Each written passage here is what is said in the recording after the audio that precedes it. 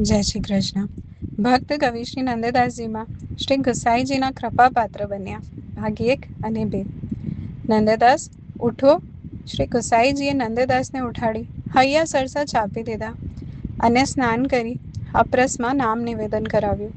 ક્ષત્રિય પરિવારના સભ્યો આખું એ હૃદયગમ દ્રશ્ય ફાટી આંખે જોઈ રહ્યા. એમના આશ્ચર્યનો તો પાર જ ન રહ્યો. ક્ષત્રિય પરિવારની કુળવધુનું હૈયું હેરત પામી ગયું. મીરુભાને નંદદાસજીને લેવા મોકલ્યા ત્યારે શ્રી ગુસાઈજીએ એમના પરિવારને આપેલા સધિયારાના શબ્દો યાદ આવી ગયા. તમે નચિંત રહેજો, હવે તમારી સામે એક નજર પણ નહીં નાખે. મીરુભા સાથે નંદદાસે બેઠકજીમાં પ્રવેશ કર્યો ત્યારે ક્ષત્રિય પરિવારની પુત્રવધુનું ભયની મારી ફફડી ઉઠી. એને ડર હતો કે નંદદાસ પ્રવેશતા જ એને જોશે અને વિહળ થઈ જશે અને આંખોના ડેરા એના રૂપાળા શરીર પર તાળશે. નાજુક અને વિચિત્ર લજામણી દયામણી પરિસ્થિતિમાં મુકાઈ ગયેલી એ દોડીને જમનાજીમાં કૂદકો મારી આપઘાત જ કરી નાખશે. એણે મનોમન નિર્ણય લઈ લીધો. નિર્દોષ હોવા છતાં જગતની બદનામી વહોરીને જીવવામાં શો સાર? આવું કંઈ કે વિચારતી હતી ત્યાં જ એના આશ્ચર્ય વચ્ચે નંદદાસ તો શ્રી ગુસાઈજી સન્મુખ ઊભા રહી ગયા.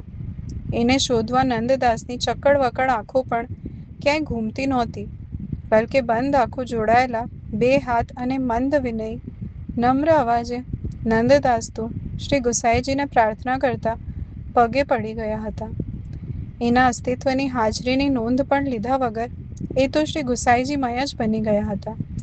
અને શ્રી વલ્લભનંદન પણ કેમ જાણે ઘર છોડી ચાલ્યો ગયેલો દીકરો પાછો ના આવ્યો હોય એમ પ્રસન્નતા અને લાગણીસભર હૈયે નંદદાસને વહાલ કરી રહ્યા હતા. હૈયા સરસો ચાપી રહ્યા હતા. પ્રેમ અને શ્રદ્ધા, વિરહ અને મિલન પછી અંતરના ઊંડાણમાંથી પ્રગટેલી લાગણીનો આનંદનો સ્ફુલિંગ જે વાતાવરણમાં સર્જાયો હતો એ આ ક્ષણે અવર્ણનીય હતો. નંદદાસ ઉઠો, મહાપ્રસાદ લઈ સ્વસ્થ થાઓ, શ્રી ગુસાઈજી બોલ્યા. નંદદાસ એકી ટશે કશી જ હલચલ વગર જડવત દશામાં શ્રી ગુસાઈજીને નિરખી રહ્યા. એકી ટશે નિષ્પલક નયને શ્રી ગુસાઈજીના દર્શન કરી રહેલા નંદદાસની જીવ અને શિવ સાથે મિલનની એક આધ્યાત્મિક તાર જોડતી દશા જોઈ ક્ષત્રિય પરિવારની પુત્રવધૂને થયું પણ ખરું કે 7 દિવસ એની પાછળ એના દર્શન ખાતર પાછળ પડી ગયેલા નંદદાસ સામે એણે જ્યારે જ્યારે દેખા દીધા હતા ત્યારે ત્યારે આનંદ થયો કે પંથ ભૂલેલા ભવાટ વિના પ્રવાસીને સાચો પંથ આજની ક્ષણોમાં મળી ગયો હતો. જય શ્રી કૃષ્ણ.